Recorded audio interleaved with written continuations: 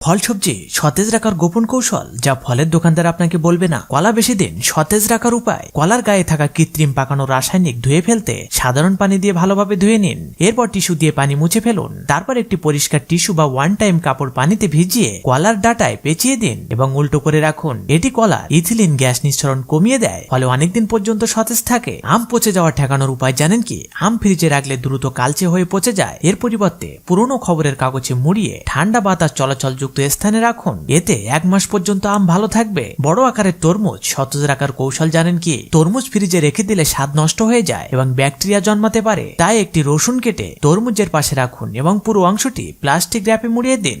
এটি ব্যাকটেরিয়ার বৃদ্ধি বন্ধ করে, ফলে 1 সপ্তাহ পর্যন্ত তরমুজ ফ্রেশ থাকবে। টমেটো দীর্ঘদিন সতেজ রাখার টিপস হলো টমেটোর নিচের অংশ স্বচ্ছ স্টিকার বা টেপ লাগিয়ে দিন। এটি পানি হারানো ঠেকায় এবং 2 সপ্তাহ পর্যন্ত টমেটো সতেজ রাখে। স্ট্রবেরি পছন্দ থেকে বাঁচানোর চমৎকার উপায় জানেন কি? স্ট্রবেরি যদি মনে করে এটি এখনো গাছে লেগে আছে, তবে এটি দ্রুত পচবে না। তাই অল্প পানি দিয়ে গুঁড়ি দিয়ে শুকিয়ে রাখুন এবং ডাঁটা না কেটে রাখলে এটি বেশি দিন টাটকা থাকবে। এখন কিছু লাইক সাবস্ক্রাইব পাওয়া যাবে কি?